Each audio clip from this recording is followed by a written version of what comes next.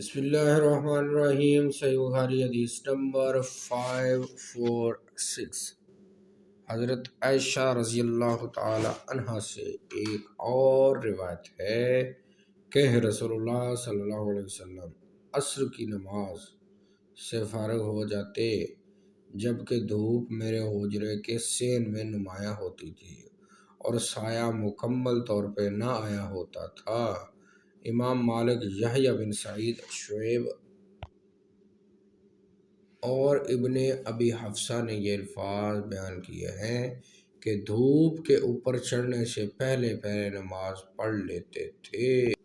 547۔ حضرت یسار بن سلامہ روایت کرتے ہیں، انہوں نے کہا میں اور میرے والد حضرت ابو برزہ اسلمی رضی اللہ تعالیٰ عنہ کے پاس گئے۔ میرے والد نے ان سے سوال کیا کہ رسول اللہ صلی اللہ علیہ وآلہ وسلم فرض نمازیں کن اوقات میں ادا کیا کرتے تھے؟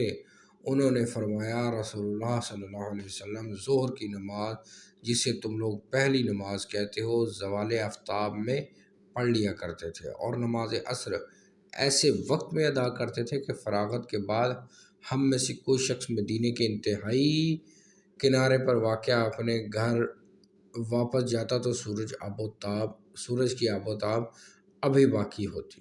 راوی کا بیان ہے کہ حضرت ابو برزہ رضی اللہ عنہ نے مغرب کے متعلق جو فرمایا وہ مجھے یاد نہیں رہا۔ حضرت ابو برزہ رضی اللہ عنہ فرماتے ہیں رسول اللہ صلی اللہ علیہ وسلم عشاء کی نماز، جسے تم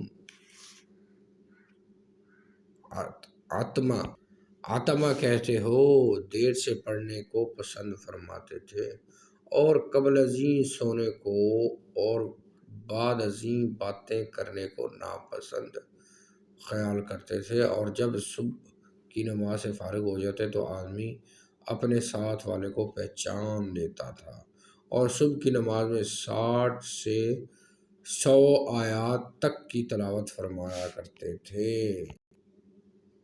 546 547 546 547 صحیح بخاری۔